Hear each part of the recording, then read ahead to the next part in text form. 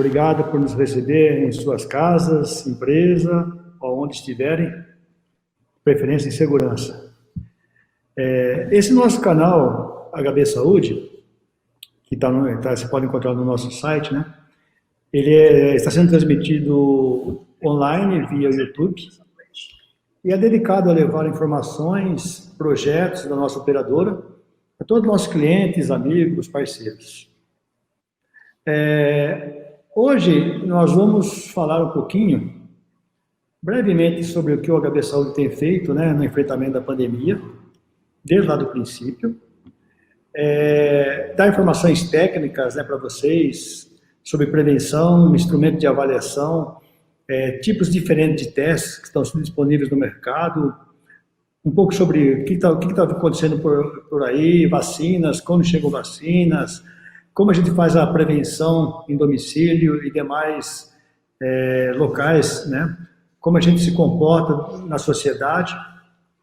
E hoje eu tenho comigo aqui também uma pessoa muito especial, que é a doutora Cássia Tofoletti. Ela é médica, infectologista com doutorado em Ciência e Saúde e pós-doc em Virologia. E que está coordenando todo o nosso plano de contingência, né? Desde o princípio ela está com a gente. A Cássia já cuidava do nosso gestão de risco no passado, é um projeto muito bacana que o HB Saúde tem. E com a advento da pandemia, ela, além de toda a técnica que ela tem na gestão, e também usou o lado dela de infectologista para nos ajudar, que está sendo assim, espetacular no nosso processo.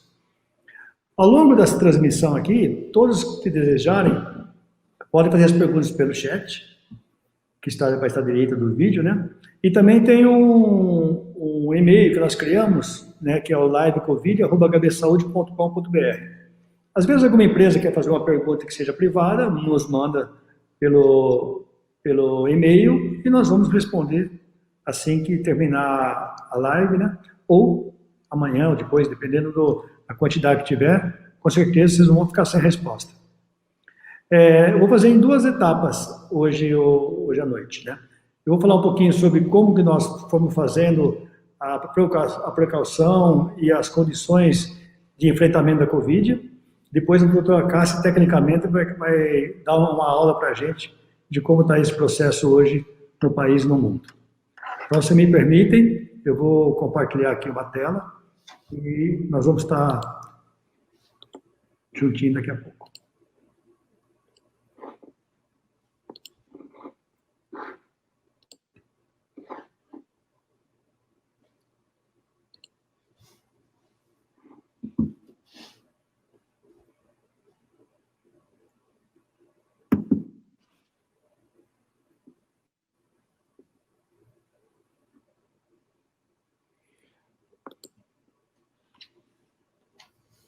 Vamos lá.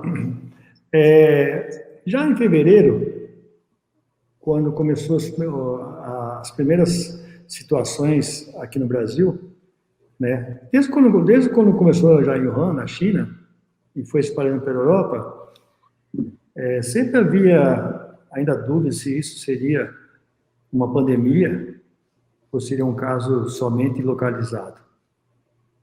Aí nós sentamos, né, com a doutora Cássia e nosso time, e montamos um comitê técnico. Isso foi em fevereiro.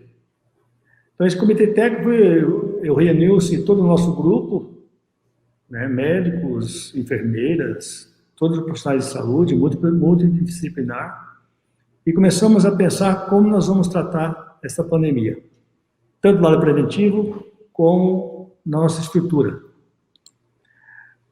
Primeira situação, vamos capacitar toda a nossa equipe. Então, essa capacitação, ela veio em todos os níveis, né? Administrativo, de gestão, a linha de frente toda.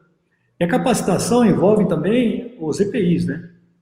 E vocês lembram que logo quando iniciou, até hoje temos problemas, mas começaram a sumir máscaras no mercado. Então, foi uma correria. Quem tinha, na época, você tinha um estoque programado de acordo com a visão do passado.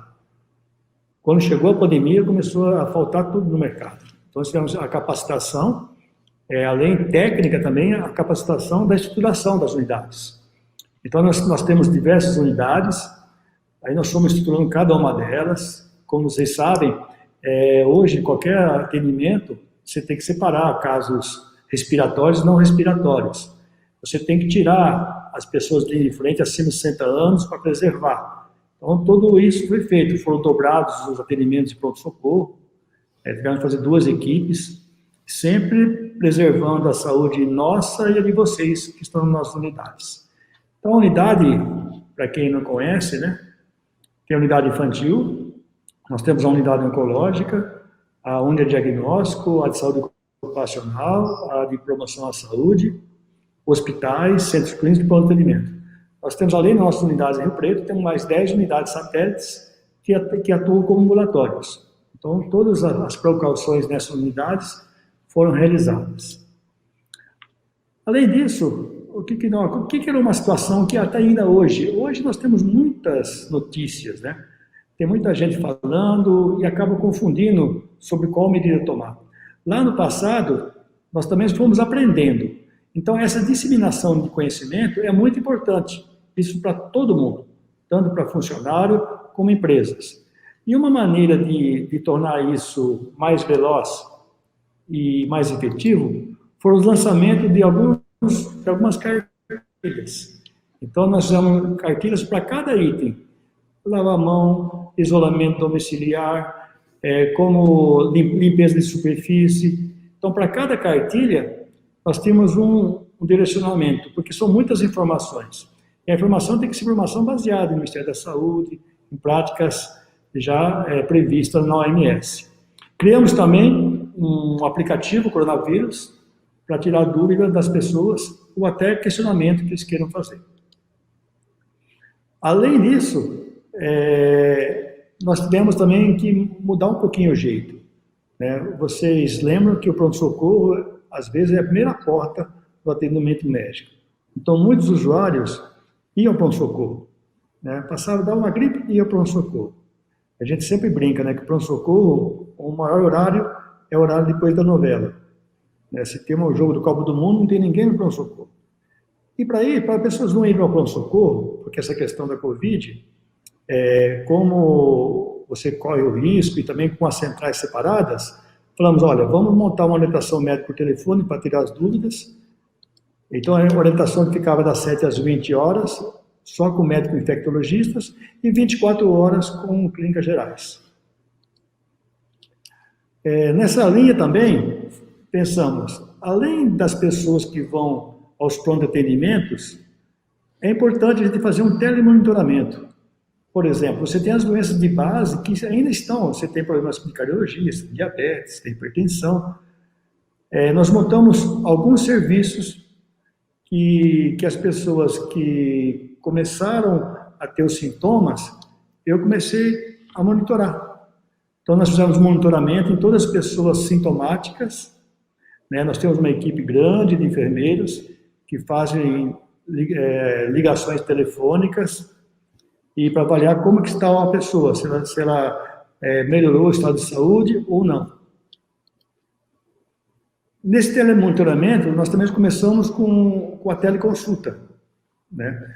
Até a ANS, né, que é a associação que cuida da regulação das operadoras, soltou uma norma junto com o Ministério da Saúde, permitindo a teleconsulta de uma maneira mais liberal.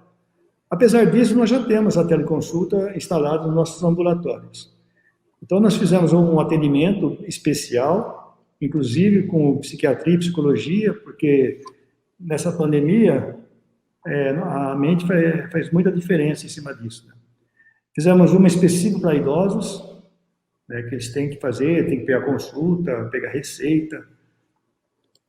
Então, e também colocamos isso em alguns ambulatórios, onde você pode, em áreas longínquas, né, que você tem que andar muito para ir no médico, você tem uma consulta que é uma tele-interconsulta, né, com um médico próximo. Esse médico conversa com outro médico do outro lado da linha, um especialista, por exemplo, para fazer uma segunda opinião.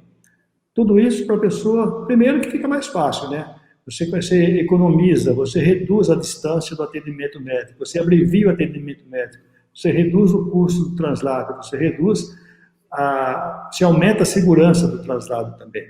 Então, a teleconsulta ela veio para ficar e nós demos uma intensificada agora nessa pandemia. Aí criamos um projeto único, né, um projeto HB Saúde, preocupado com as empresas.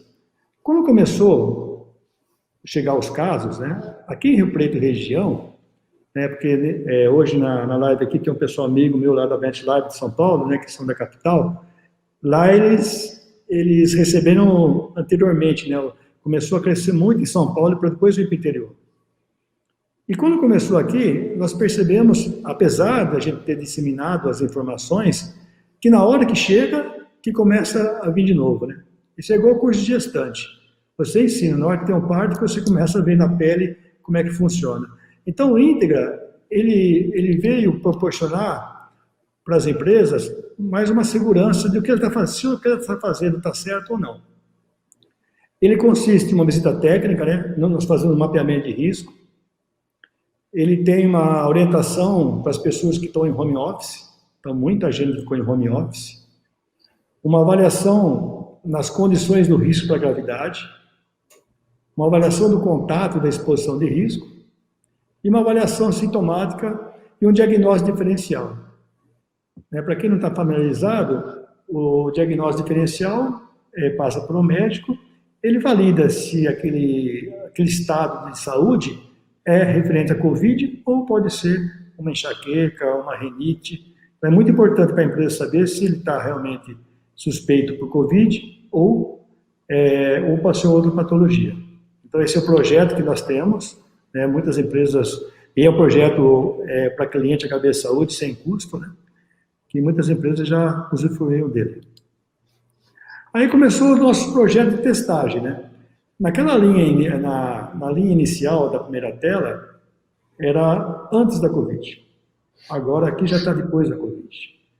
Né? Com a chegada, hoje nós temos diversos testes que a doutora Cássia vai explicar cada um deles, como funciona, a época certa de fazer isso.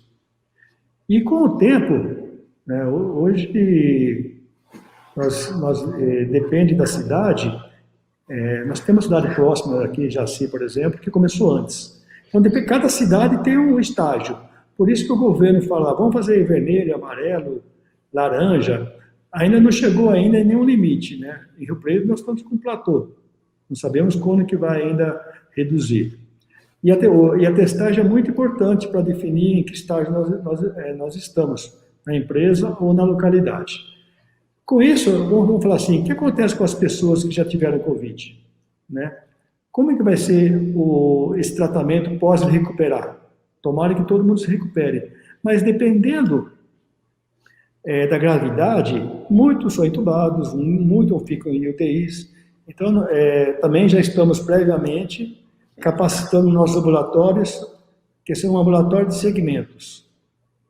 Como vai ser os efeitos pós o tratamento e a recuperação do Covid?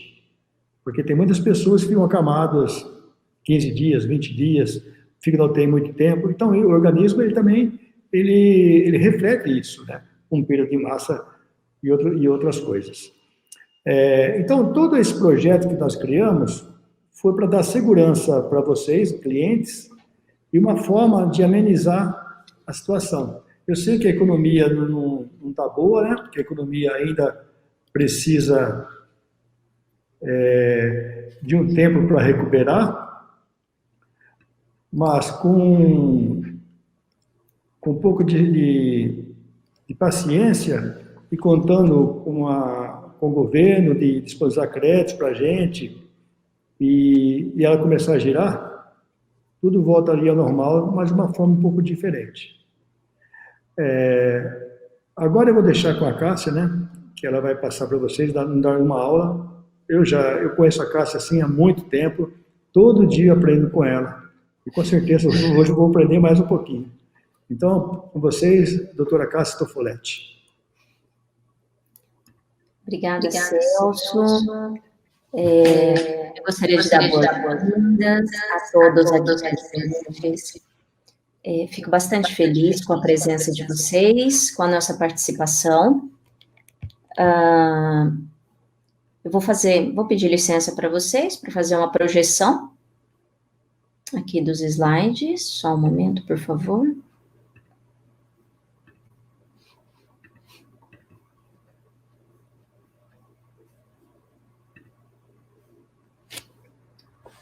Então, novamente, boa noite, sejam bem-vindos.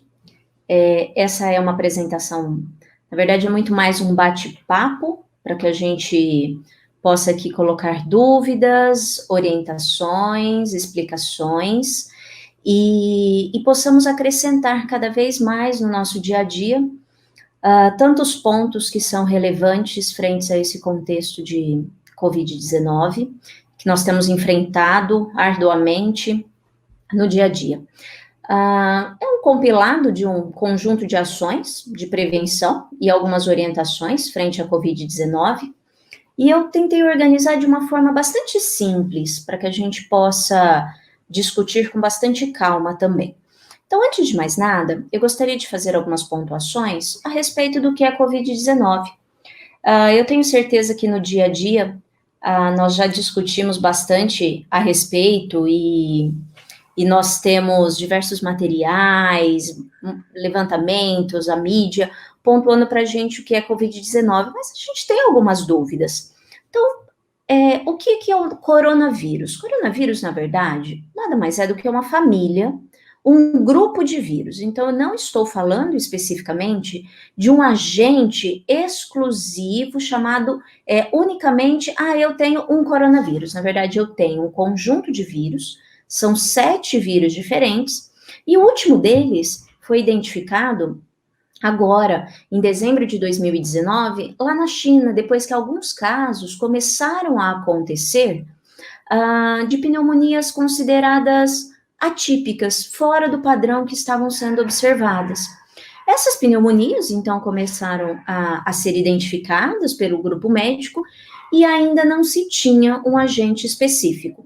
Começaram a investigação e notaram que se tratava de um novo agente, que eles nomearam de novo coronavírus, ou, nome mais técnico, SARS-CoV-2. Por que SARS-CoV-2? Porque, na verdade, já existia a identificação de um outro coronavírus, chamado de SARS-CoV. Então, esse seria o segundo, muito parecido nesse momento. O que se sabe, basicamente, é que o SARS-CoV-2, ele acomete, hoje, indivíduos nas suas diferentes faixas etárias, acomete desde crianças a idosos, levando a um quadro respiratório, na grande maioria das vezes. Esse quadro respiratório, ele é muito variado, e justamente por ser um quadro respiratório, ele tem um potencial, esse indivíduo infectado, tem um potencial de infecção de outros indivíduos. Por quê? Porque justamente o vírus se encontra nas vias aéreas, em secreção, em saliva, e é óbvio que nós conversamos e nós temos esse potencial de disseminação a partir do momento de toque, de espirro, de fala e eliminação de gotículas de saliva. Para se entender um pouquinho esse potencial de disseminação, eu apresento para vocês essa figura. Nós tínhamos aqui, em 5 de fevereiro, são imagens obtidas da Universidade Johns Hopkins. Em 5 de fevereiro, o que nós tínhamos? Um quadro de basicamente 24 mil casos confirmados no mundo. Se vocês notarem, esse conjunto de pacientes infectados, eles estavam localizados principalmente ali na região da Ásia. E existia uma documentação de basicamente 494 mortes. Se eu observar 41 dias depois, eu tenho aqui 175 mil casos confirmados, com 6.700, um pouquinho mais de 6.700 mortes. Então, um potencial de disseminação muito grande, como vocês podem notar, inclusive, pelas marcas vermelhas na figura embaixo. E essa última figura, logo à direita, ela foi obtida hoje, desse site, que é muito atualizado, e ele contabiliza para nós já um total de 17 milhões de casos confirmados, sendo 669 mil mortes relacionadas à Covid-19 em todo o mundo. Isso mostra para a gente o potencial de transmissão, de disseminação que essa doença tem, e o quanto ela conseguiu acometer todas as regiões do globo. Isso faz com que a gente entenda o impacto que ela tem tido aqui no nosso país, e, obviamente, nós estamos sentindo isso justamente na nossa região. Rio Preto já tem, eu falo mais especificamente de Rio Preto, nós estamos aqui alocados, mas Rio Preto já tem casos desde março. No estado de São Paulo, vocês podem ver pela cor do mapa, esse aqui é o boletim mais recente que nós temos no site do Centro de Vigilância Epidemiológica do Estado. No estado de São Paulo, nós já contabilizamos 514 mil casos. Em São José do Rio Preto, o dado atualizado do boletim de hoje chama atenção para 47 mil casos notificados de síndrome gripal, que é uma das principais formas de acometimento e identificação do quadro clínico. Nós temos 8.883 casos confirmados de infecção pelo novo coronavírus aqui na região de Rio Preto, novamente demonstrando o impacto do agente aqui, inclusive na nossa região. Então, não é algo que está distante, não é uma ocorrência longe da nossa realidade.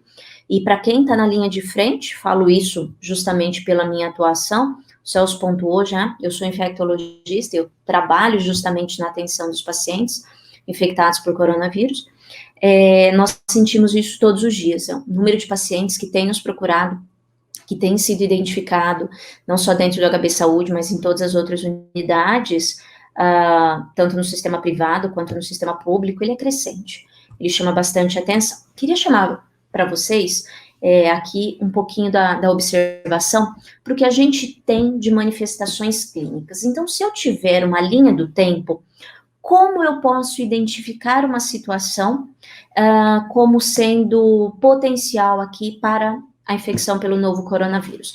A gente precisa entender alguns momentos dentro da infecção ou da doença, para que a gente possa continuar discutindo daqui para frente. Isso é importante em termos de manifestações clínicas, em diagnóstico, em gravidade da doença, em como eu vou conduzir.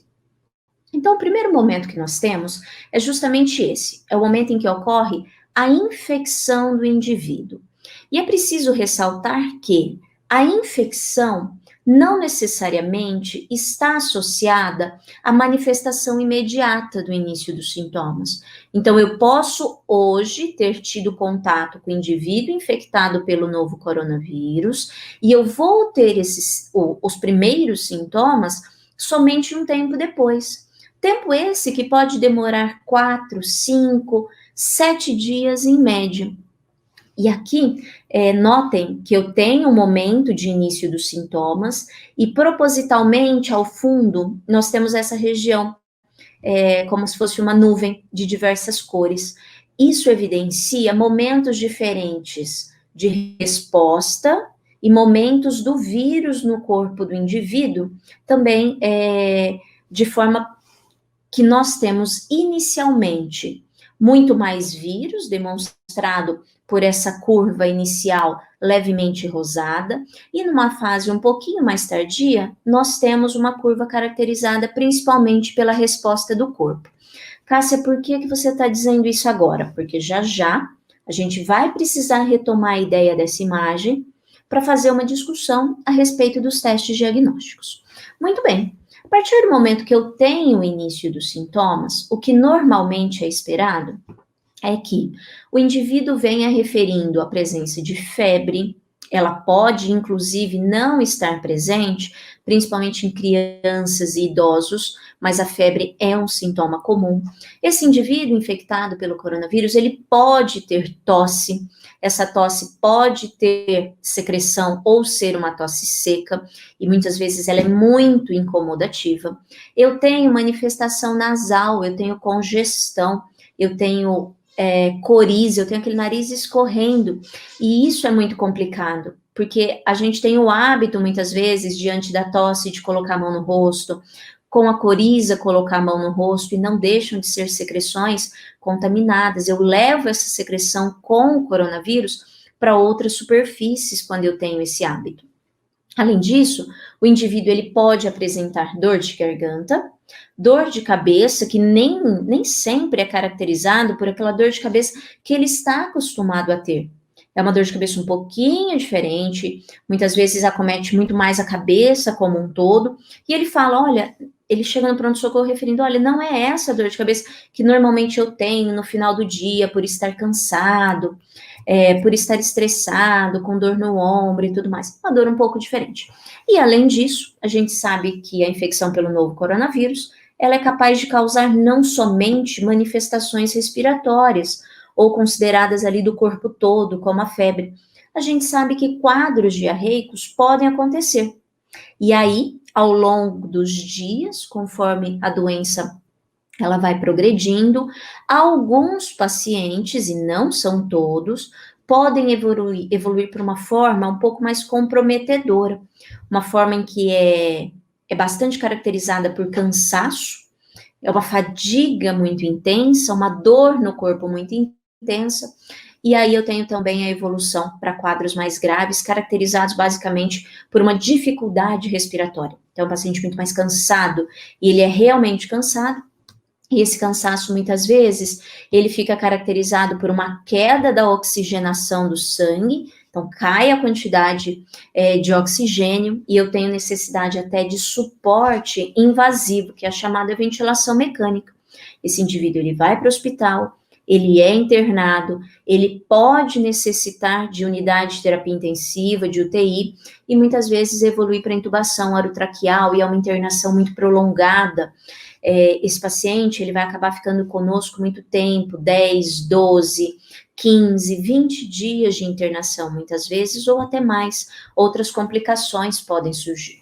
Uma das perguntas também é essa. Cássia, quem é esse paciente que muitas vezes vai para o hospital, que tem maior gravidade, que faz essa forma pulmonar mais exagerada? Normalmente, esses pacientes que têm essa manifestação mais intensa, eles apresentam alguma doença de base. Doença essa que muitas vezes nem sequer está compensada. Por exemplo, é um paciente que apresenta uma doença renal, ou ele tem uma doença cardíaca, uma insuficiência cardíaca, um histórico de múltiplos infartos. Eu posso ter também um paciente com história de tabagismo intenso, de DPOC, ou chamado enfisema pulmonar, de asma com necessidade de uso de bombinha, de múltiplas medicações. Eu tenho pacientes que têm doença neurológica, algum grau de comprometimento, que muitas vezes já são até acamados. E, principalmente, nós temos observado grandemente o acometimento com formas mais graves, inclusive pacientes jovens, menos de 50, de 60 anos, quando eles estão associados ao aumento do peso, tanto sobrepeso, mas principalmente em relação à obesidade. Formas mais graves também da doença estão associadas a pacientes que têm diabetes, principalmente se não compensado, seja ela usando insulina ou não usando insulina. Nesse momento, cabe aqui o nosso primeiro alerta. Se eu tenho uma doença de base, se eu tenho alguma comorbidade, como é chamada, eu preciso mantê-la estável, compensada, para que eu tenha uma forma de proteção reduzida em relação às formas graves da doença. Isso é extremamente importante na nossa realidade. Além disso, eu gostaria de discutir com vocês a questão de como eu faço o diagnóstico. Uma das pontuações importantes, voltando a esses slides anteriores, é qual o momento exato para fazer o diagnóstico e qual a melhor ferramenta para se fazer o diagnóstico. Se a gente voltar naquele slide de manifestações clínicas e com aquela nuvenzinha cor-de-rosa e amarela no fundo, eu chamo a atenção para vocês para 2 momentos da doença. Nós vimos que, a partir do momento de início dos sintomas, nós temos ali as primeiras manifestações que normalmente costumam ser leves. Se vocês observarem a seta vermelha e esse momento caracterizado como início dos sintomas, notem que a gente tem o início dessa faixa avermelhada um pouco antes desse tracejado caracterizado pelo início dos sintomas. Essa região avermelhada precoce, bem próxima do início dos sintomas, ela aqui caracteriza a presença do vírus. Então, nesse momento, é muito importante que, logo no início dos sintomas, eu esteja buscando vírus. Eu não posso esperar que, nesse momento, o meu corpo já esteja tendo manifestações da minha resposta imune e eu não consigo procurar anticorpos. Então, eu preciso fazer busca, por exemplo, de métodos diagnósticos que sejam capazes de me demonstrar a presença do vírus, porque ao longo do tempo eu tenho uma queda progressiva da quantidade desse vírus e o que vai perdurar é uma resposta imunológica, inclusive suficiente para manifestar-se como formas mais graves da doença. Então, geralmente, de 7 a 10 dias, o esperado é que eu realize exames que vão até os sítios acometidos, por exemplo, as vias aéreas superiores, e eles consigam coletar uma secreção que tenha a presença do vírus. Vamos exemplificar? Eu tenho aqui o considerado padrão ouro, que a gente tem discutido e lido numa série de materiais, que é chamado RT-PCR. É um método molecular que procura pedaços do vírus nas secreções desses indivíduos. Além disso, eu tenho um outro método chamado RT-LAMP, que usa a saliva, por exemplo, mas não deixa de ser uma secreção em que eu tenho quantidade de vírus, e também faz um teste chamado molecular para procurar esses vírus. Não somente nessa fase precoce da doença, 7 a 10 dias, eu posso procurar pedaços outros do vírus que não material genético. Eu posso procurar, por exemplo, pedaços da parede do vírus. É, por exemplo, o teste rápido para detecção de antígenos. Então, eu tenho uma série de formas de fazer o diagnóstico, desde que eu saiba o que eu estou procurando. De 7 a 10 dias, eu procuro o vírus. Aqui, vale lembrar também que não necessariamente eu posso encontrar esse vírus. Existem muitos fatores nesse momento que, apesar de eu ter um indivíduo que está na minha frente com sintomas característicos de Covid-19, que provavelmente tem o vírus ali naquela via aérea, a quantidade pode ser muito pequena. E eu muitas vezes vou fazer o teste e posso ter esse teste negativo.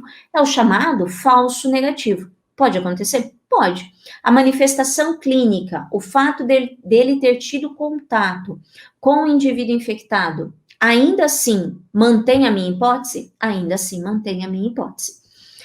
Depois de um certo tempo, esse vírus ele é clareado. O meu corpo ele consegue conter a infecção e a partir do 5º, 7º, mas principalmente a partir do 14º dia, eu já tenho a produção de substâncias chamadas anticorpos, que caracterizariam, então, a minha resposta imunológica a esse vírus presente. O que é essa resposta? Eu estou brigando contra o vírus, tentando eliminá-lo para combater a infecção. O que acontece muitas vezes nesse momento é que essa resposta ela pode ser um tanto quanto exacerbada, desequilibrada em alguns pacientes, e ela pode levar a formas mais graves da doença. Nesse momento, depois de 7, 10 e principalmente 14 dias, eu preciso procurar outra substância que não aqueles pedacinhos do vírus. Eu preciso agora procurar esses anticorpos. Se eu procurar o vírus, eu não vou encontrar. Então, nesse momento, eu posso lançar mão para fechar o meu diagnóstico de testes de detecção de anticorpos, sejam eles testes rápidos ou, por exemplo, um teste chamado quimiluminescência, simplesmente diferenças de técnicas. Esses testes pegam o material, que é o sangue, e a partir do sangue ele consegue detectar a presença de anticorpos. Então, notem muito bem que o diagnóstico, ele não é o mesmo para todos os indivíduos. Indivíduos que procuram até geralmente 7, 14 dias, têm uma chance maior de positividade do PCR, do teste de antígeno. De quando eu busco secreções de vias aéreas, por exemplo, com suave, de eu ter esse exame positivo. Ao longo da infecção, o que é notado é que eu tenho uma resposta do meu corpo. Então, nesse sentido, eu preciso buscar anticorpos. Então, o meu diagnóstico, ele não é igual para todos os indivíduos que buscam pronto atendimento ou que buscam a unidade hospitalar. Enfim, no dia a dia, o diagnóstico ele tem que ser particularizado. Não dá para usar uma receita única para todos esses indivíduos. Esses exames, eles são simples, eles podem ser feitos em diversos serviços atualmente. É preciso só lembrar que, para a realização do SUAB, desse momento inicial de coleta de secreção, muitas recomendações devem ser feitas ao profissional que está fazendo a coleta. É preciso fazer uso absolutamente apropriado de EPIs, inclusive com máscara N95, com face shield, aquela viseira acrílica de plástico que a gente tem, porque é um momento que eu estou manipulando a via aérea e a secreção de um indivíduo que ele está ali para fazer um diagnóstico comigo, então ele é potencialmente infectado. Estou partindo desse pressuposto. Então a gente tem que criar uma condição ambiental muito apropriada para poder executar todos esses testes. Sabendo de todas essas informações, sabendo quando identificar o indivíduo como suspeito de Covid-19 e sabendo que nós temos uma série de recursos para fazer o diagnóstico, eu gostaria de adentrar um pouquinho mais em algumas abordagens que a gente pode fazer muitas vezes. E são abordagens muito simples que a gente faz em casa, que a gente faz no ambiente de trabalho, que a gente faz com o nosso colega, que a gente faz muitas vezes na rua, mas que ela nos garante uma condição de segurança frente a todo esse contexto. Se vocês lembrarem, perdão, eu vou voltar um slide, só para fazer uma observação adicional. Se vocês lembrarem nessa figura que nós temos a respeito da linha do tempo da infecção pelo novo coronavírus, notem aqui que propositalmente a seta vermelha de início dos sintomas, ela não coincide necessariamente com o início da curva do vírus. O que eu quero dizer com isso?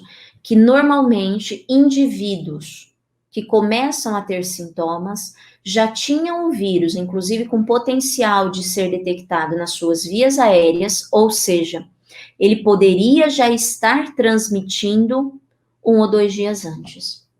Sabendo disso, é muito importante que, mais do que procurar somente o serviço de saúde, identificar o caso quando ele é sintomático, o mais importante em todo esse contexto é estabelecer a todo momento medidas de prevenção.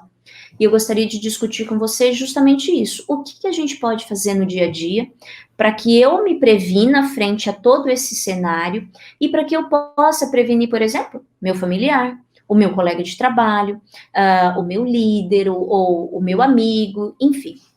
Vamos lá. Relembrando, se a transmissão ela é causada muitas vezes porque eu tenho no ambiente a eliminação de gotículas de saliva ao falar, ao tossir, ao muitas vezes tocar a minha face, com espirros, quando eu tenho coriza, quando eu tenho secreção nasal, infelizmente eu acabo passando a mão, eu acabo me coçando, ou eu uso um lenço e não descarto de forma apropriada aquele lenço de papel, é muito claro que as superfícies, a mão, elas ficam contaminadas. Então, com essas informações, eu presumo que garantir uma boa etiqueta respiratória é mais do que necessário. Eu sei que se eu tocar uma superfície que está contaminada com secreções, com saliva, pós-tosse ou espirro, eu posso, com esse toque, essa manipulação das mãos, eu posso trazer essa secreção que fica nas superfícies por algum tempo, inclusive, eu posso trazer até minha via aérea, eu posso coçar o rosto, e quando eu acabo tendo esse tipo de atitude, obviamente, eu acabo contaminado.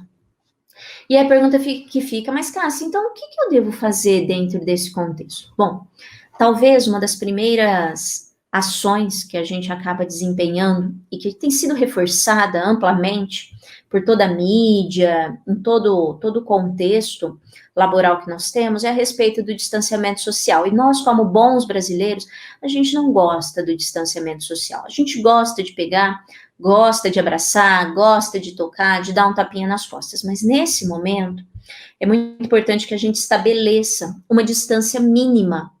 Essa é uma distância, é um contato que se faz necessário, justamente porque ao tossir, ao espirrar, o indivíduo ele pode, se muito próximo, acabar contaminando o outro ali do lado. Então, pelo menos estabelecer uma distância segura de 1,5 m a 2. Significa que, ao utilizar o refeitório, por exemplo, eu preciso ter uma distância da minha mesa, da minha cadeira para outra cadeira. Por que isso? Se eu estou muito próximo e justamente durante a refeição eu tiro a máscara muitas vezes, eu acabo tendo ao conversar, ao tossir, até um leve espirro que a gente muitas vezes nem nota, nem caracterizaria, tá sem febre, tá sem falta de ar. Ah, mas será que pode ser Covid-19? Vamos lembrar daquele gráfico que a gente viu 1 ou 2 slides atrás. A gente sabe que mesmo antes do aparecimento dos sintomas clássicos da chamada síndrome gripal, eu posso ter o indivíduo já com vírus na via aérea e com potencial de transmissão.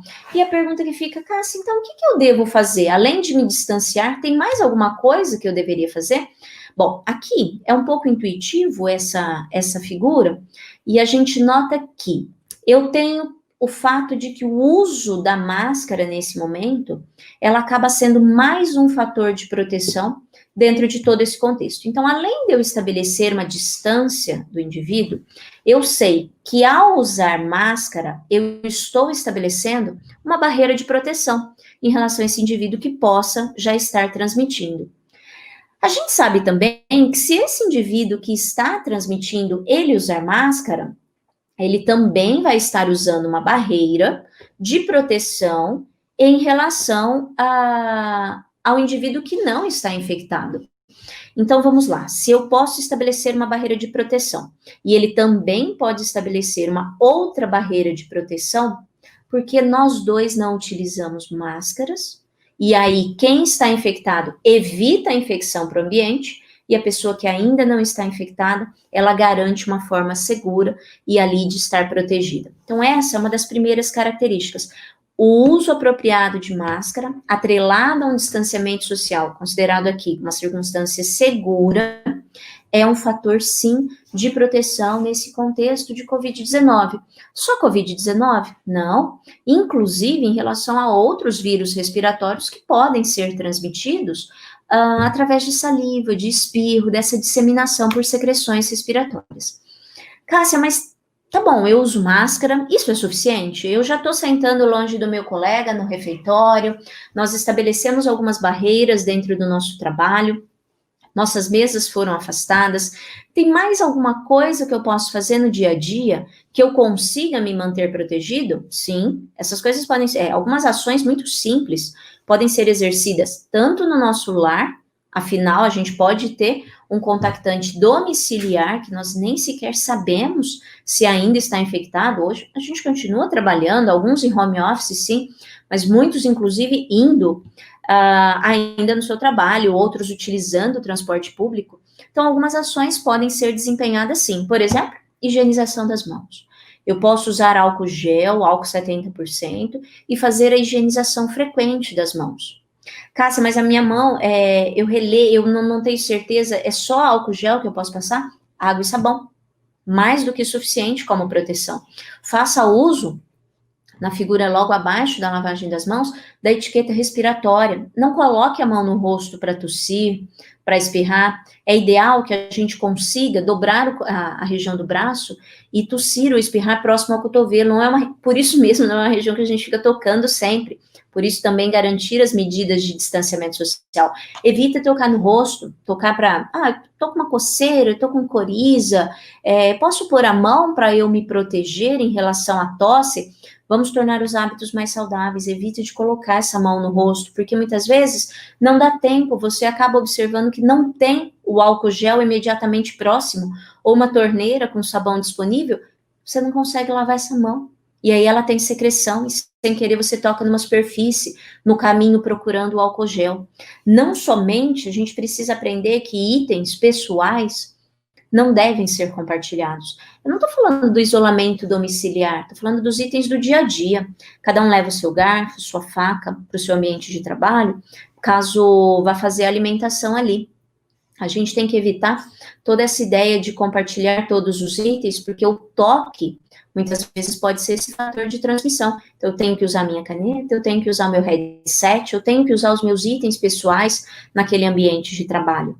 E, idealmente, mantenha a casa, mantenha um ambiente de trabalho muito bem ventilado, janelas abertas, faça o fluxo do ar, porque é justamente nesse período agora de inverno que a gente tem mais aglomerado de pessoas, a gente tem ambientes muito mais fechados. Rio Preto é muito difícil a gente considerar que a temperatura seja reduzida, né? Naturalmente, aqui a gente já vive nos nossos básicos 50 graus. E a gente tem a tendência de, muitas vezes, fecha a sala, liga totalmente o ar-condicionado, mas alguns hábitos precisam nesse momento ser mudados. E quando a gente fala em manter o ambiente com essa figura, manter o ambiente aberto, bem ventilado, e a gente fala da nossa casa, a gente precisa lembrar que é preciso ficar em casa. Então, aqui também é necessário manter um certo isolamento, distanciamento social, não é momento de fazer festa, não é momento de fazer churrasco, é o momento de procurar o comércio em horários apropriados, é o momento de procurar quando realmente necessário, evitar tocar as pessoas e sempre garantir a questão do uso de máscaras. E já falando sobre ficar em casa, no dia a dia, eu recebo até bastante perguntas a respeito de, beleza, eu precisei sair de casa. Cássia, tem alguma coisa que eu posso fazer para quando eu voltar para casa? Quais são as medidas? Medidas ideais aqui é muito difícil, mas quais seriam as medidas mais apropriadas para que eu possa me proteger quando eu volto para casa? De preferência, tira os sapatos na entrada. Poxa, não dá para ficar trazendo aquela sujidade da rua e andando dentro da nossa casa. Se você conseguir, higienize o seu sapato. Assim que retirar, tenta evitar o sapato com aquele tecido que umedece facilmente, para que você possa usar um sapato que você possa limpar com algum produto que faça a higienização apropriada. Se conseguir, chega em casa, já tira essa roupa, lava as mãos e já toma banho. Coloca essa roupa para lavar imediatamente. De preferência, direto na máquina. Cássia, eu não consigo colocar a roupa na máquina. Eu não tenho roupa agora, nesse momento, suficiente para lavar só a minha roupa. Então, vai colocar numa embalagem plástica, vai fechar essa embalagem, para que essa roupa não fique também sendo muito movimentada, porque no ato de balançar a roupa, muitas vezes, a gente acaba levantando pequena quantidade de partículas nesse ar e a gente acaba inalando. Então, é muito importante, inclusive, higienizar itens pessoais. A gente esquece que pega no celular o tempo todo, e algumas vezes a gente, inclusive, compartilha o celular com o colega, pede para ele digitar alguma coisa, ou mostra alguma imagem, mostra algum vídeo, e ele pega esse celular nas mãos. Então, a gente precisa higienizar, obviamente com cautela, para não quebrar, para não estragar a tela, a película, enfim, a capinha do celular. Não é também para sair passando, jogando água sanitária diretamente no celular, mas é preciso fazer a higienização. Hoje a gente usa tanta capa, tanta medida de proteção, por que não fazer a higienização de todos esses itens? E dito isso, a gente sabe que essas são ações simples, do dia a dia, que eu acabo fazendo uso quando eu não estou doente. Mas muitas vezes a gente acaba sendo acometido pelo Covid-19. E aí pairam outras dúvidas a respeito do que fazer quando eu estou doente. Cássia, qual a melhor forma de eu não ser uma fonte de infecção para o meu colega? Qual a melhor forma de eu não ser uma fonte de infecção para o indivíduo que eu tenho em casa? Sem contar que muitas vezes esses indivíduos, eles podem ser um pai, uma mãe, eles podem ter fatores de risco, ele pode ter mais de 60 anos, e eu preciso garantir algumas medidas de proteção. Quando a gente acaba se pegando doente, suspeito de síndrome gripal, com esses sintomas respiratórios, muitas vezes com perda de olfato, já devem ter ouvido falar, perda de paladar, a gente precisa entender o momento certo de procurar o hospital. No início da pandemia, a gente escutou muito a frase de assim, fique em casa o máximo que você puder. Só procure o hospital quando você realmente tiver falta de ar. A gente sabe que, se a gente procurar numa condição muito crítica ao serviço de saúde, quando a gente tem muita falta de ar, já caiu a saturação, a gente pode estar chegando lá no momento que alguma coisa não pode ser feita. Então, antes de mais nada, procure orientação médica sempre que você chegar numa situação de ter sintomas.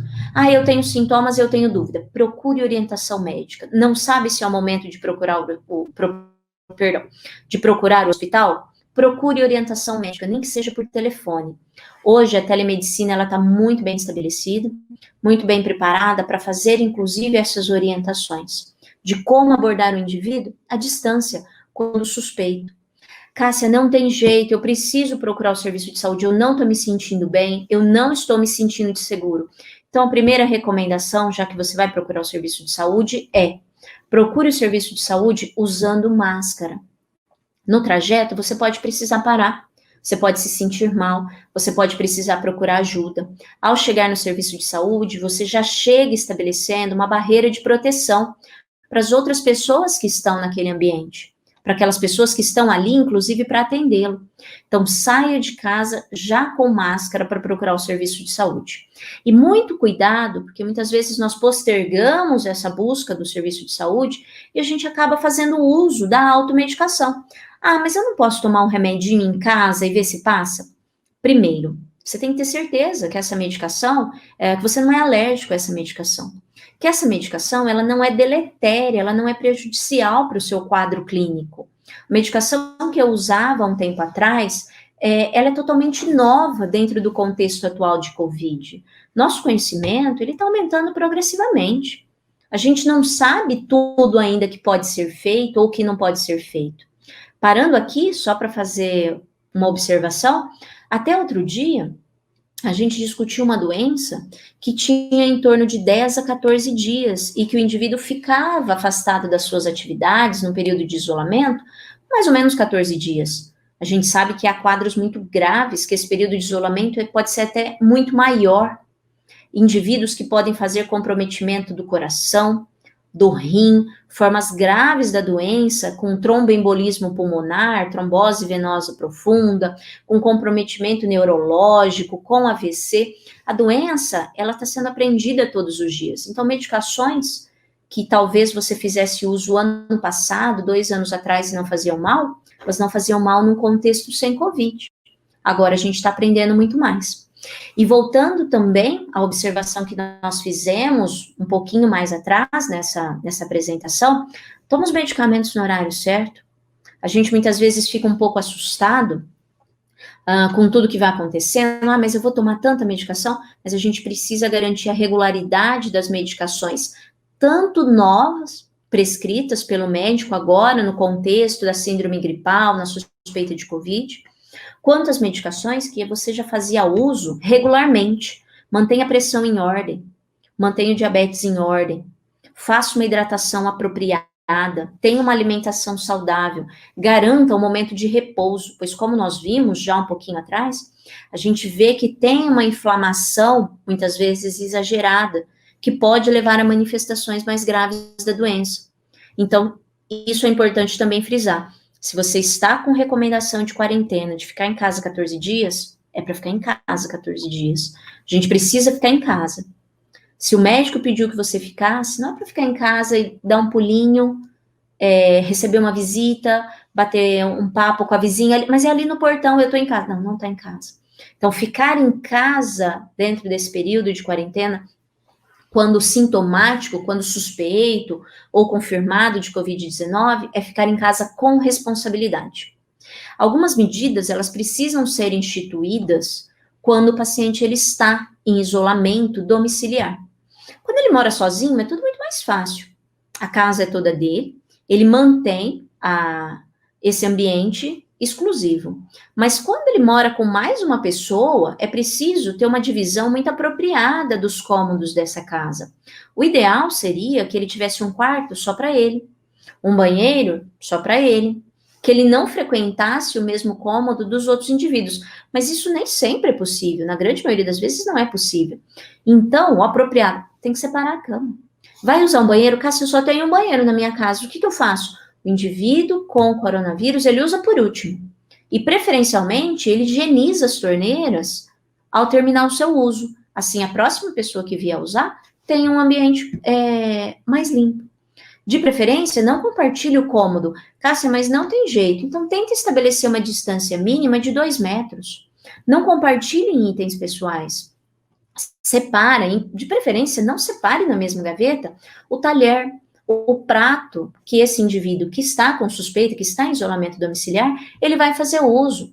E, de preferência, se possível, faça essas refeições separadas. Lembra que no momento da refeição, o indivíduo ele tira a máscara.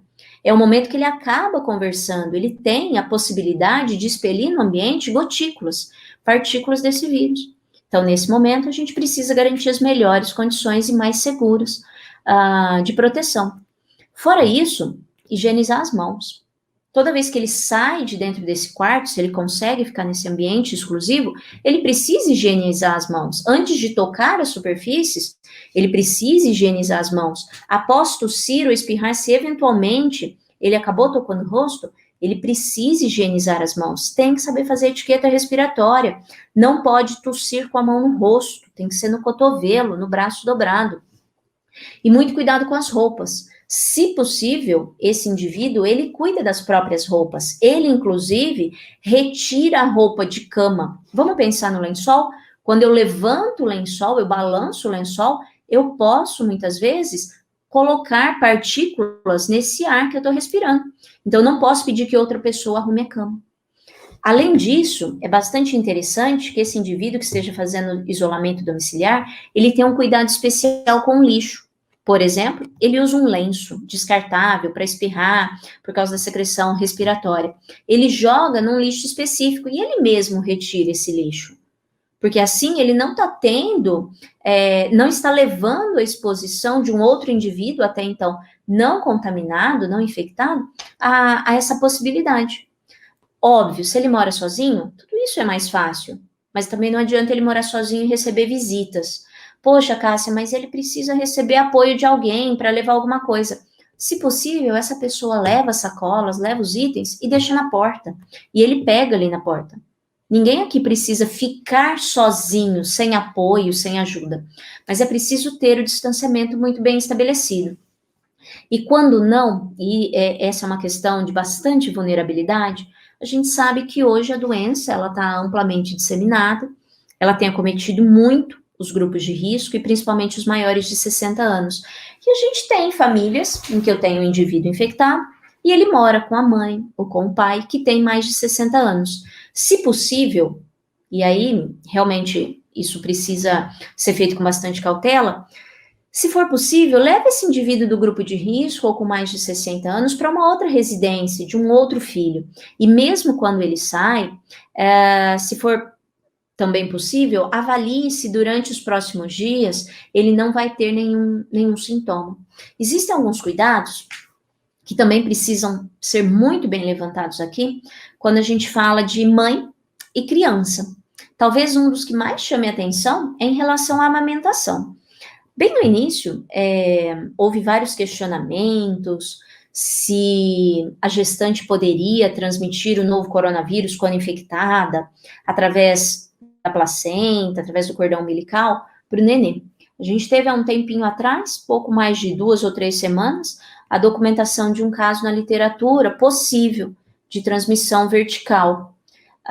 Nesse tempo também, ao longo desses últimos meses, foi muito questionado a respeito de deve-se ou não amamentar quando a mãe ela é suspeita ou confirmada com Covid-19.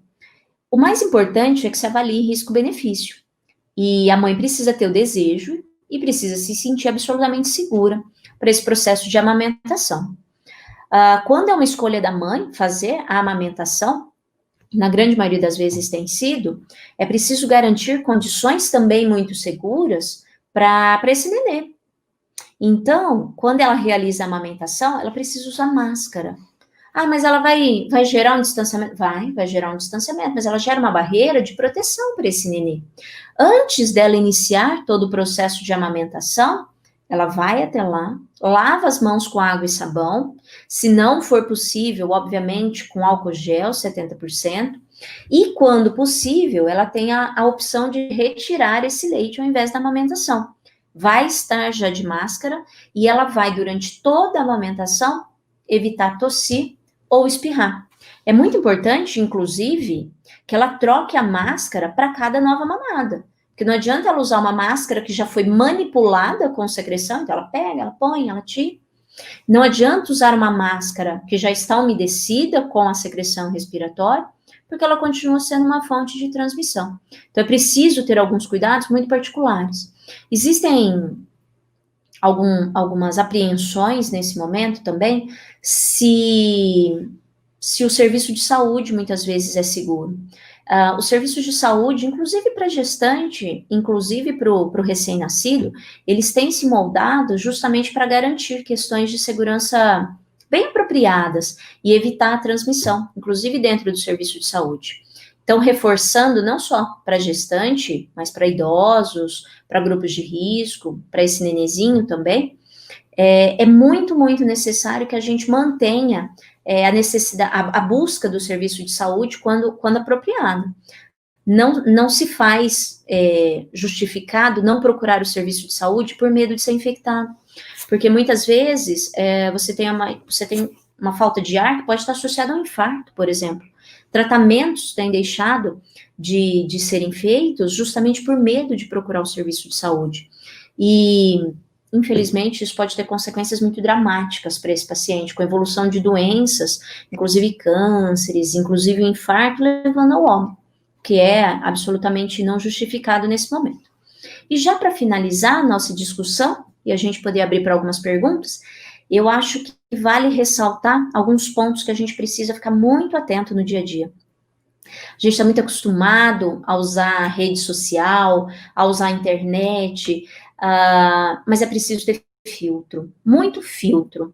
Existem muitas informações, é uma enxurrada de informações em todos os veículos, a gente recebe em grupos.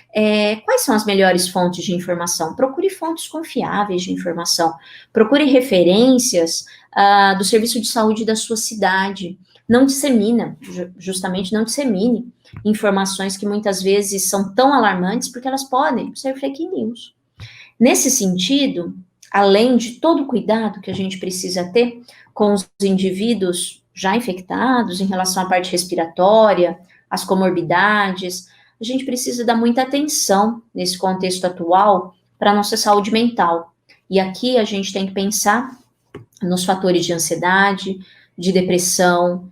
A gente tem que ter um discernimento muito grande em relação ao que é distanciamento e ao que é total isolamento. A gente precisa lembrar que a gente tem idosos que muitas vezes moram sozinhos, e o aumento dos distúrbios neuropsiquiátricos nesses indivíduos tem crescido muito. Eles se sentem mais isolados. Então, assim, vamos ser ativos no sentido de ter um bom papo por vídeo, vamos entrar em contato com o maior número de pessoas possível, mas mantendo o distanciamento em termos pessoais, como eu posso dizer, da figura em si, mas a gente não vai se afastar totalmente, e se quer fazer um vídeo, fazer uma chamada, a gente precisa ter esse nível de atividade, a gente precisa ser ativo dentro de todas essas ações. Se possível, fazer algumas atividades ao longo do dia, inclusive dentro de casa, faça atividade física dentro do próprio lar, estimule a atividade física com criança, com idoso, dentro do próprio lar, faça uma boa leitura, faça bom uso, inclusive, da rede social, para atividades que possam estimular a parte neurocognitiva. A gente precisa, antes de mais nada, ser ativo nesse momento, no sentido de olhar o outro. Talvez nunca tenha sido tão importante que a gente pense no nós e não no eu nesse momento. Na proteção do colega de trabalho, além da nossa proteção exclusiva. No conforto do nosso lar, de todos os indivíduos que ali estão e na segurança, além do nosso bem-estar e dos nossos interesses. Então, nesse sentido, eu finalizo convidando todos vocês a consultar, inclusive, o nosso site, uma série de materiais no site do HB Saúde. A nossa rede social, ela está bem montada para acolher dúvidas, para acolher questionamentos. A gente está à disposição para o que a gente conseguir, nesse momento, oferecer em formas de atendimento. Os ambulatórios estão sendo montados inclusive para atendermos esse momento que a gente tem de aumento dos casos e das consequências pós-Covid. A gente sabe que não é só uma doença aguda, que dura 5, 7, 10, 14 dias. O impacto do Covid-19 é muito grande, e ele vem se estabelecendo não só de forma individual, mas coletiva. E eu tenho certeza, já compartilho aqui uma opinião que no dia a dia nós trabalhamos muito, é que nós queremos estar ao lado de todos vocês, justamente para acolher e para ajudar. E eu finalizo agradecendo amplamente a atenção, fiquem à vontade para as perguntas, eu vou tomar liberdade já de tirar a apresentação de slides e passar a condução da nossa discussão para o Celso. Muito obrigada a todos.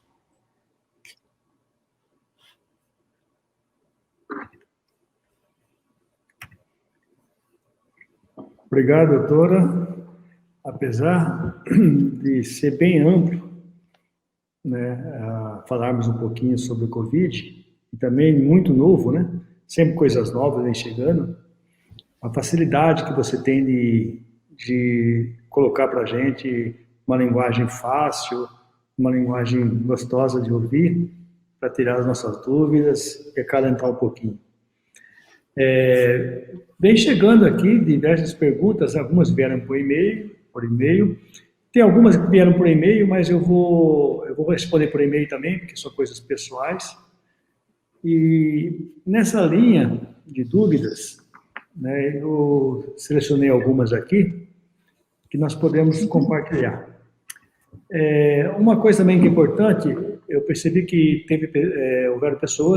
houve pessoas que entraram mais tarde na live e perderam uma parte, né? Então, nós vamos estar disponibilizando isso no nosso site, né? Daqui a pouco, a nossa equipe técnica dá um afinamento nela e coloca no site, vocês podem assistir novamente, né? Quem quer assistir novamente, quem quer recapitular alguns pontos que achou interessante ou que perderam. Bom, doutora, apresentação boa é aquela lá, né? Também você tira todas as dúvidas. Muitas duas pessoas tinham, você foi tirando, né?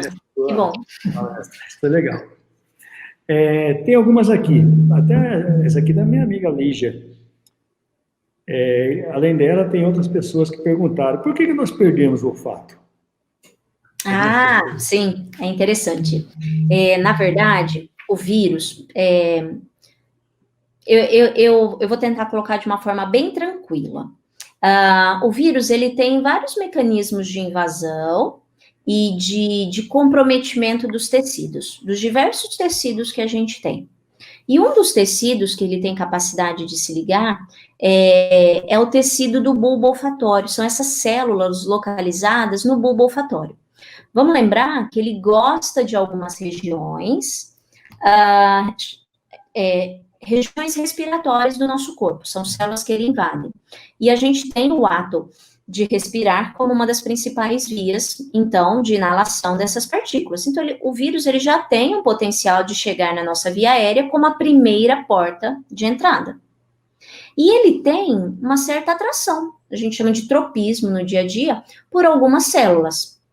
Células da via aérea, células pulmonares, então, inclusive, pescoço para baixo, ele acomete regiões mais distais do pulmão, e ele pode acometer, inclusive, as células dessas inervações que ficam localizadas na região do nariz, que são responsáveis pelo olfato. E aí, quando ele acomete, ele invade essa célula, ele destrói a célula. E aí eu perco a capacidade, muitas vezes, de sentir o cheiro, porque eu destruí aquela minha terminação nervosa que estava prontinha para recepcionar o cheiro e levar para o meu sistema nervoso central para fazer, então, toda a percepção dos diferentes tipos de olfato. E aí eu acabo tendo, infelizmente, a perda do olfato. Mas isso não acontece em todos os indivíduos, acontece numa média de 10, 11% das pessoas. E demora muito para voltar? Então, a recuperação, ela não é exata. Tem alguns pacientes que dizem, como acaba sendo, apesar de ser 10%, mas tem muita gente acometida, então acaba tendo uma frequência grande, Alguns referem que eles sentem depois de 12, 13, 14, 20 dias, e eu já tive, inclusive, colegas que disseram que depois de 30 dias eles continuam não sentindo muito bem o cheiro. Aí vai depender do processo de reconstituição natural de cada indivíduo, de quanto foi destruído e quanto cada um consegue reconstituir aquela região. Alguns não voltam. Sabe uma coisa também que muita gente tem dúvidas, inclusive essas perguntas aqui? Você comentou da precaução que tem que ter em domicílio, né? E a limpeza, quanto à limpeza de superfície, tem muita gente que tem dúvida. Até teve uma amiga minha que perguntou que o avô estava positivo e quanto tempo isso ficaria na casa para depois entrar com mais segurança após os 14 dias, por exemplo, ou visitar após que já está curado. Existem diversas superfícies, né, Celso? Então, nesse sentido, o vírus ele não sobrevive em uma superfície como ele sobrevive na outra. O processo de higienização, ele é o mais adequado e ele deve ser feito frequentemente, de preferência a cada 2, 3 horas, quando a gente tem um indivíduo infectado nesse domicílio ou quando a gente está lidando com um ambiente comum. Então, por exemplo, eu estou localizado na minha mesa, no meu ambiente de trabalho. Se possível, faça a higienização com álcool 70%, é lógico, se você não for, não pode ser um produto inflamável naquela região, naquela superfície de trabalho, você não pode deteriorar todos os itens que você tem. Mas, preferencialmente, então, faça a higienização com álcool 70% ou com solução diluída de hipoclorito de sódio, então a gente tem água sanitária ali diluída. Existem produtos que podem ser comprados, são desinfetantes, que podem ser comprados especificamente contra o coronavírus, existem recomendações específicas de acordo com a superfície, sem fazer propaganda de nenhuma aqui. E aí, você faz a higienização desse ambiente. Respondendo mais especificamente a pergunta que você me fez. Eu tenho alguém em casa, ele está infectado, quanto tempo eu posso ir lá depois para fazer a higienização? Como o vírus ele tem o potencial de sobreviver de forma diferente de acordo com a superfície, porque é óbvio que existem a trama, a gente não vê, mas existem tramas diferentes das superfícies, ele pode sobreviver de horas a dias. Então, tudo vai depender da superfície. Tem superfície, por exemplo, que ele pode sobreviver 4, 5 horas, e tem outras que ele pode ficar 5, 7, 10 dias. Então, o ideal, se a gente tem um ambiente e a gente vai higienizar a casa daquele indivíduo, se você conseguir ali esperar de 5 a 7 dias para entrar nesse espaço, melhor. É óbvio que muitas vezes isso não é possível. E aí, então, a gente acaba entrando nesse ambiente para fazer a higienização. Aí cabem outras medidas de proteção. É aí que esse indivíduo que faz a higienização, ele pode usar a máscara, ele pode usar luva, ele pode usar, inclusive, a plaquinha de acrílico, que me dá a face shield ou a viseira, porque ele vai, por exemplo, trocar roupa de cama. Preferencialmente, a gente sabe que a gente não deve expor outros indivíduos a esse ambiente, mas nem sempre é possível. Algumas vezes eu tenho um idoso, 70, 80 anos, eu preciso prestar esse suporte a ele. Então, se você vai, coloca uma roupa apropriada, que ao retirá-la você já põe para lavar, use luva, se possível, use bota, não vai ter contato direto com aquela solução, com aquele líquido, a água que você está jogando naquele ambiente, e use máscara, justamente para que você não tenha a inalação das partículas que ficam no ambiente. Perfeito. Até nessa mesma linha, o João Carlos aqui perguntou, não é essa dúvida só dele, né? Eu também peço delivery, né? As benditas caixas de delivery, de pizza, de qualquer coisa. Por mais que a gente tome cuidado, tem uma maneira assim que a gente deve nos preocupar com algum tipo de diferença que a gente deve se preocupar? Olha, a gente tem que se preocupar com todos, afinal, a gente está pondo a mão, eles estão passando de mão em mão. Então, quando a gente pede o delivery, se a gente consegue solicitar algum local que a gente saiba que a entrega ela vai ser feita segura e com uma caixa higienizada, uma embalagem higienizável, melhor. Então, quando a gente vai receber esse delivery, o que a gente faz muitas vezes? A gente vai sem luva, a gente vai na cara e na coragem. Muitas vezes a gente pede e, inclusive, a pessoa que entrega vem sem máscara. Então, assim, é necessário, muitas vezes, colocar essas condições onde você está pedindo. Então, saber a procedência antes de mais nada. Esse é um ponto importante. Ao recepcionar o item, se possível, caso eu não tenho luva, eu não consigo recepcionar todos os itens com luva. Tudo bem, você recepciona, você higieniza esse item ao entrar em casa, por exemplo. Eu posso ter um tecido que é descartável. A gente tem tecidos de higienização de superfície descartável. Coloco um álcool gel, passo nessa superfície, espero 20, 30 segundos, passo de novo nessa superfície de embalagem, espero de 20 a 30 segundos, passo de novo nessa superfície de embalagem, descarto esse item, higienizo as minhas mãos, preferencialmente com água e sabão, e aí então eu posso usufruir o que eu tenho dentro. Esse seria o modelo ideal. Não é o que a gente faz no dia a dia, a gente sabe muitas vezes da pressa que a gente tem para comer, e a gente esquece, inclusive, o principal, a gente esquece de higienizar as mãos. Esse é um pecado nesse momento que a gente comete. Porque a embalagem, tudo bem, a gente vai acabar retirando, a gente já vai descartar. Mas a gente esquece de higienizar as mãos, e foi com ela que a gente trouxe o objeto de fora da mão do outro para dentro da nossa casa. Então, é necessário fazer a higienização. Tem uma pergunta do Gabriel aqui, que ele está em home office. E a empresa comentou com ele, olha, acho que a semana que vem vocês vão retornar ao trabalho. Ele está preocupado, fala assim, cuidados eu tenho que ter em retorno ao trabalho. E, por outro lado, como que a empresa deve se preparar para recepcionar os funcionários que estão em home office? Quais são os cuidados de ambos, né? Tanto da empresa como do colaborador? Uma coisa que a gente tem que ter em mente é que existem múltiplos cenários. A gente sempre fala de forma muito genérica. Inclusive, foi por isso que a gente fez o mapeamento de risco, para oferecer justamente uma abordagem particularizada dessas questões. Então, antes de mais nada, vamos falar de uma forma bem geral, que eu acho que caberia a todos, inclusive quem tem dúvidas a respeito dessa situação. Uso de máscara. Uso de máscara para todos os indivíduos. Saber que, quando possível, o máximo possível, é estabelecida uma distância entre um profissional e outro.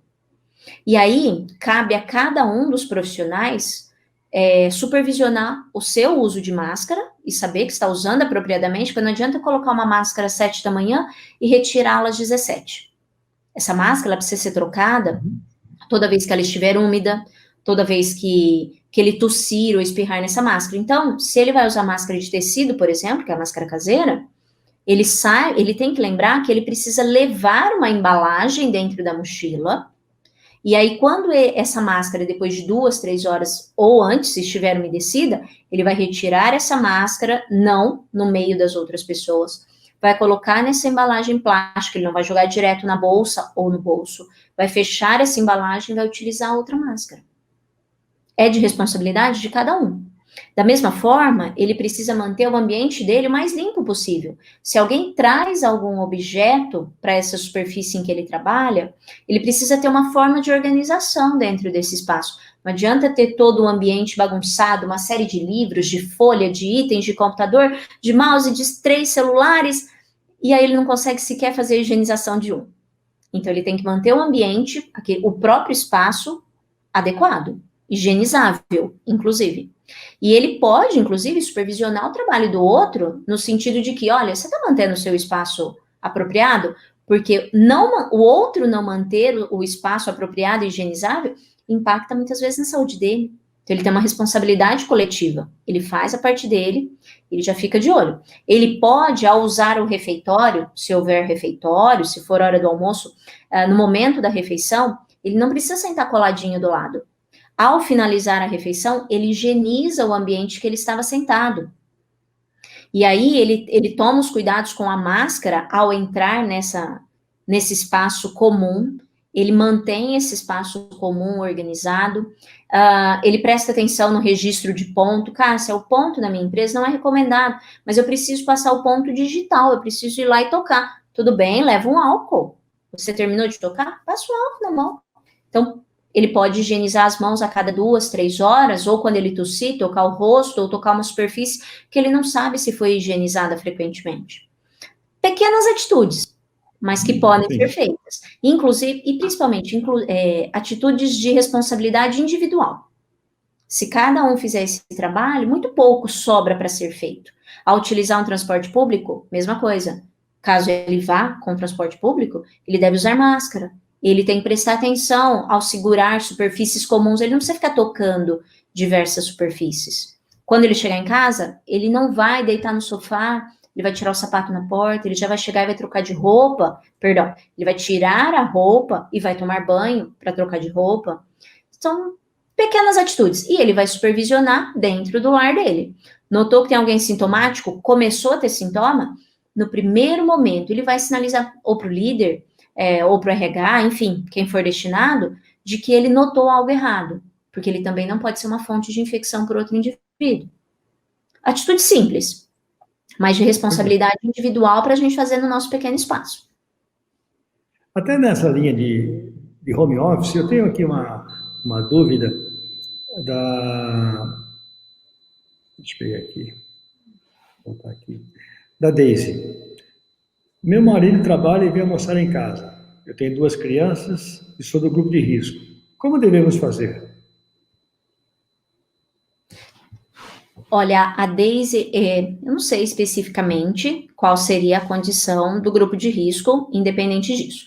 Mas toda vez que a gente sinaliza que alguém é de grupo de risco, seja por idade, alguma comorbidade, a gente para e presta atenção um pouquinho mais.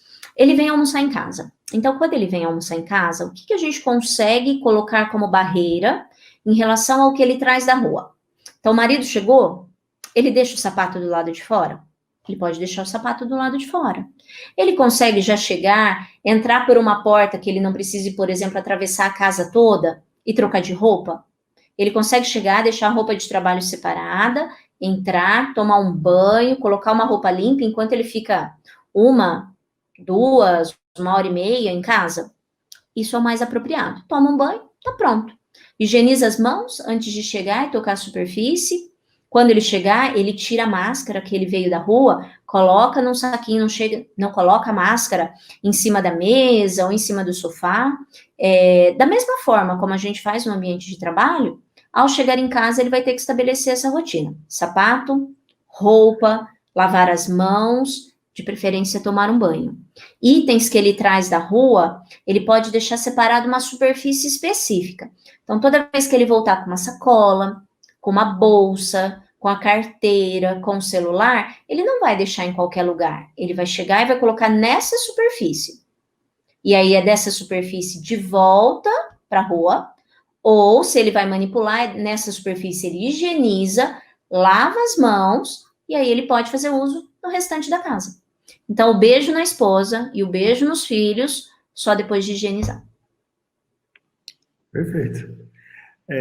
Já estamos chegando ao final aqui da nossa apresentação.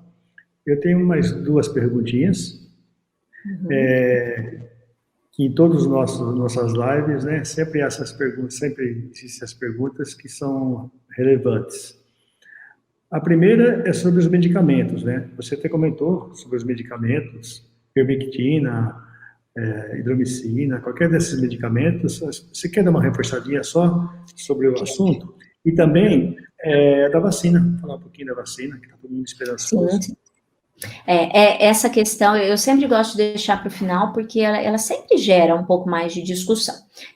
Primeiro ponto, nós discutimos não fazer uso da automedicação. Então, medicação é sob orientação médica, independente se for por telefone, mas a gente faz orientação médica justamente para que ninguém faça uso de medicações inapropriadamente. Até porque existem doses, existem efeitos colaterais, e isso precisa ser monitorado. Falando da parte científica, o que a gente tem hoje? Existe uma série de estudos acontecendo no mundo, uma série.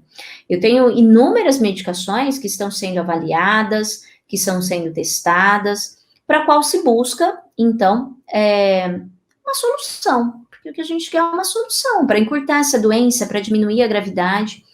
E dentre essas medicações, não foi notada ainda uma delas que fosse colocada no mercado e dito que a gente pode usar em todos os momentos ou em algum momento da doença, nem como uma estratégia preventiva, nem como uma estratégia de tratamento. Então, eu não tenho uma medicação específica que atue lá como um antiviral. Vamos citar, que inclusive foi colocado na pergunta, posso tomar ivermectina preventivamente ou posso tomar ivermectina porque vai reduzir a duração da doença ou vai ter algum efeito? Não há nenhum estudo que demonstrou o efeito da ivermectina como uma ação, por exemplo, preventiva ou durante o tratamento. Existem estudos sendo feitos buscando essas respostas, mas não há nenhuma medicação. O que a gente tem são medicações que podem mudar os desfechos das complicações da doença. Vamos lá. Uma das complicações que a gente tem do Covid-19 é trombose. Acontece em todos os indivíduos? Não acontece em todos os indivíduos. Mas pode acontecer, e a gente tem notado com uma certa frequência? Sim. Trombose pulmonar, evento trombótico na perna, AVC, que não deixa de ser um trombo.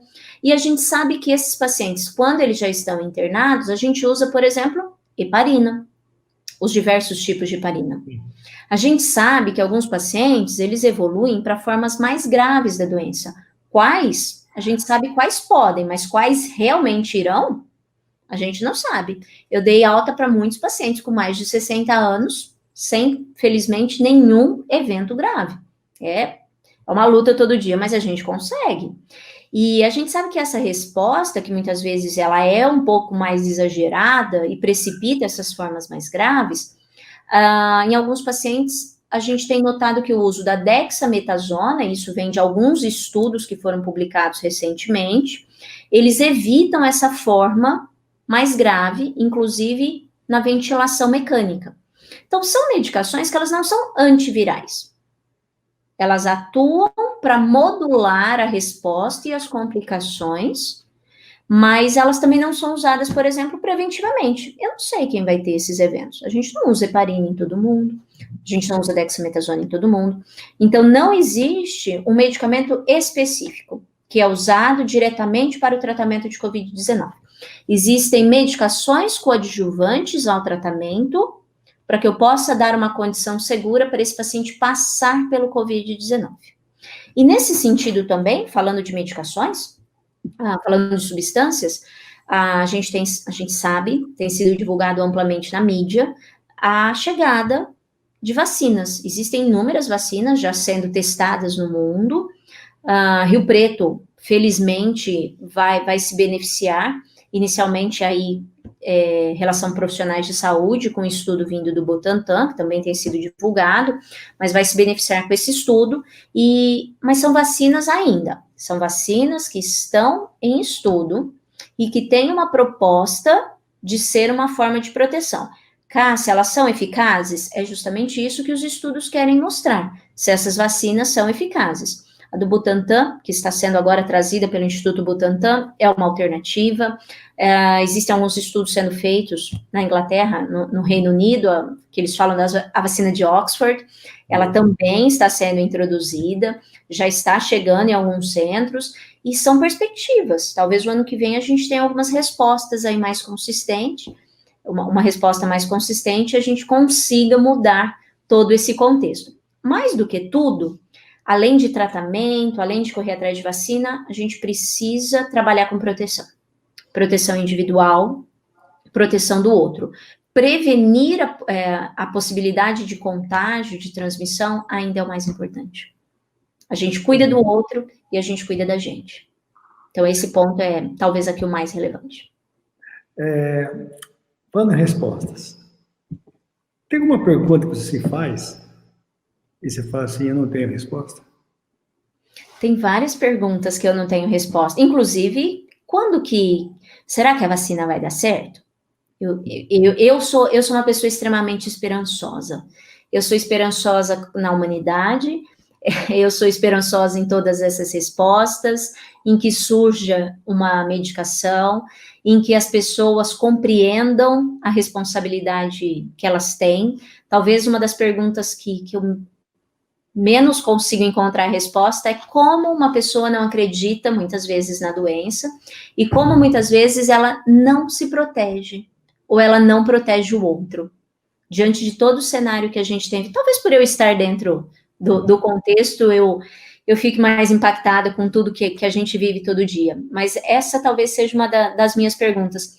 Como que alguém consegue não seguir as medidas de proteção? Como que alguém consegue saber que tudo está acontecendo, que ele pode ser prejudicial diante de uma atitude tão pequena ao outro, e ele não se compadece em tomar ali naquele momento uma posição de proteção ao outro?